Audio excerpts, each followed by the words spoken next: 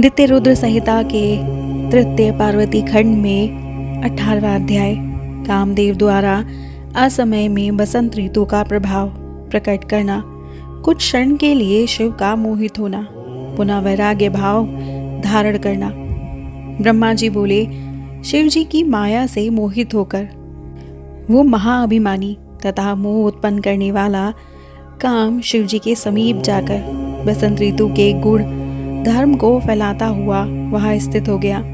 हे मुनीश्वर, बसंत का जो प्रभाव है वो महेश के तप स्थान औषधि शिखर पर सभी ओर फैल गया। हे महामुने, हे मुनीश्वर, वहां उसके प्रभाव से पादपों के वन विशेष रूप से पुष्पित हो उठे। अशोक की वाटिकाओं में सहकारों के कामोदीपक तथा सुगंधित पुष्प विराजने लगे। भैरों से घिरे हुए कुमुद के पुष्प विशेष रूप से कामावेश को बढ़ाने वाले हो गए। उस समय कोयलों का करलव काम को अत्यधिक उद्दीप्त करने वाला, सुरम्य, मनोहर और अति प्रिय हो गया। हे मुने, भौरों के अनेक प्रकार के शब्द होने लगे जो सबके मन को हर लेने वाले तथा काम वासना को उत्तेजित करने वाले थे। चंद्रमा की मनोहर ज्योत्सना चारों ओर फैल गई। वो कामियों तथा कामनियों की दूती के समान हो गई। वो ज्योत्सना मानी जनों को रति आदि के लिए प्रेरित तथा रति काल को और भी उद्दीप्त करने वाली थी। हे साधु, उस समय वीरी जन के लिए अप्रिय सुखकारी वायु बहने लगी। इस प्रकार कामावेश की बढ़ाने वाली वो बसंत का विस्तार वहां वन में रहने वाले मुनियों के लिए भी अत्यंत असहाय हो गया। हे मुने, उस समय जड़ पदार्थों में भी जब काम का संचार होने लगा, तब सचेतन प्राणियों की कथा का किस प्रकार वर्णन किया जाए। इस प्रकार सभी प्राणियों के लिए काम को उद्दीप्त करने वाले उस बसंत ने अपना अत्यंत दुस्सह प्रभाव उत्पन्न किया। हे तात, तब अपनी लीला के लिए शरीर धारण करने वाले प्रभु शंकर ने असमय में उस बसंत के प्रभाव की देखकर इसे महान आश्चर्य समझा। इसके बाद लीला करने वाले तथा दुख हरण करने वाले परम संयमी प्रभु शिव परम दुष्कर तपस्या करने लगे। तदंतर वहां बसंत के फैल जाने पर रति सहित वो काम आम्र मंजरी का बाढ़ चलाकर उनके बाईं ओर खड़ा हो गया और प्राणियों को मोहित करता हुआ अपना प्रभाव फैलाने लगा। उस समय रति सहित काम को देखकर भला कौन प्राणी मोहित नहीं हुआ। इस प्रकार उनके काम क्रीड़ा में प्रवृत्त हो जाने पर श्रृंगार भी हाव भाव से युक्त होकर अपने गणों के साथ शिव जी के समीप पहुंचा। चित्त में निवास करने वाला कामदेव वहां बाहर प्रकट हो गया। उस समय वो शंकर में कोई छिद्र नहीं देख पाया जिससे वो प्रवेश कर सके। जब कामदेव ने उन योगी श्रेष्ठ महादेव में छिद्र नहीं पाया, तब वह महान भय से विमोहित हो गया। धधकती हुई ज्वाला वाली अग्नि के समान भाल नेत्र से युक्त ध्यानस्थ शंकर के पास जाने में कौन समर्थ है। इसी समय पार्वती भी दो सखियों के साथ अनेक प्रकार के पुष्प लेकर शिव जी की पूजा करने के लिए वहां पहुंची। लोग पृथ्वी पर जिस जिस प्रकार के महान सौंदर्य का वर्णन करते हैं, वो सब तथा उससे भी अधिक सौंदर्य उन पार्वती जी में है। उन्होंने ऋतुकालीन सुंदर पुष्पों को धारण किया था। उनकी सुंदरता का वर्णन सैकड़ों वर्षों में भी कैसे किया जा सकता है। जिस समय में पार्वती शिवजी के समीप पहुंची, उस समय शिवजी क्षण भर के लिए ध्यान त्याग कर अव्यवस्थित हो गए। उस छिद्र को पाकर काम ने पहले अपने हर्षण नामक बाण से समीपस्थ शंकर को हर्षित कर दिया। हे मुने, उस समय पार्वती भी श्रृंगार एवं भावों से युक्त होकर मलयानिल के साथ मानो काम की सहायता करने के लिए शिव के सन्निकट गई हुई थी।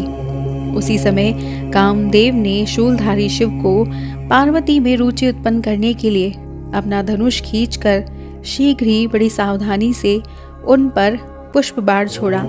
जिस प्रकार पार्वती निरंतर शिवजी के पास आती थी, उसी प्रकार आकर उन्हें प्रणाम करके उनकी पूजा में उनके सामने खड़ी हो गई। उस समय प्रभु शंकर ने स्त्री स्वभाववश लज्जा के कारण अपने अंगों को ढकती हुई उन पार्वती को वहां देखा।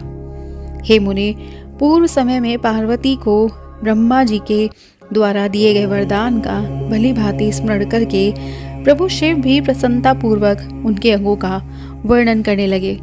शिव जी बोले, ये मुख है या चंद्रमा, ये नेत्र है अथवा दो कमल, और ये दोनों भ्रुकुटी हैं या महात्मा कामदेव के धनुष, ये अधर है अथवा बिंबफल, ये नासिका है या तोते की चोंच है, ये स्वर है या कोकिला की मनोहर कूक है, और ये मध्य भाग है या वेदी है।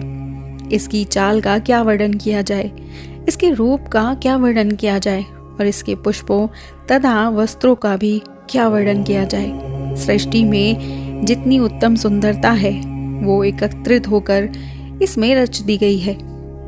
इसके सभी अंग सब प्रकार से रमणीय है, इसमें संदेह नहीं है।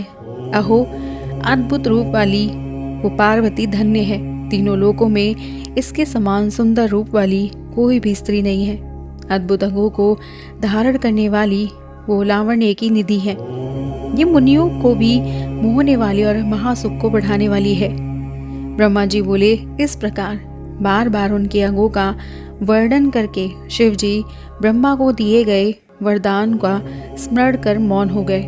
उस समय जो ही शंकर जी ने उनके वस्त्रों का स्पर्श किया, वे पार्वती स्त्री स्वभाव के कारण लज्जित होकर कुछ दूर चली गई। हे मुने, अपने अंगों को छुपाती हुई तथा तीक्ष्ण कटाक्षों से बार बार शिवजी की ओर देखती हुई वे शिवा महामोद के कारण मुस्कुराने लगी। उनकी इस चेष्टा को देखकर शंकर जी मोह में पड़ गए, और तब महान लीला करने वाले महेश्वर ने ये वचन कहा, जब इसके दर्शन मात्र से इतना अधिक आनंद प्राप्त हो रहा है, तब यदि मैं इसका सामीप्य प्राप्त करूं तो कितना सुख प्राप्त होगा। इस प्रकार क्षण भर विचार कर गिरिजा की प्रशंसा करके वे महायोगी बोधयुक्त हुए और विरक्त हो बोले, ये कैसा विचित्र चरित्र हो गया। क्या मैं मोह की माया को प्राप्त हो गया? प्रभु तथा ईश्वर होकर भी काम के कारण मैं विकार युक्त हो गया। मैं ईश्वर हूँ, और यदि दूसरे के अंग स्पर्श की मेरी इच्छा है तो अन्य अक्षम तथा शूद्र पुरुष क्या क्या अनर्थ नहीं करेगा। इस प्रकार वैराग्य भाव को प्राप्त कर उन सर्वात्मा ने पर्यक एवं आसन का परित्याग कर दिया, क्योंकि क्या परमेश्वर पतित हो सकता है।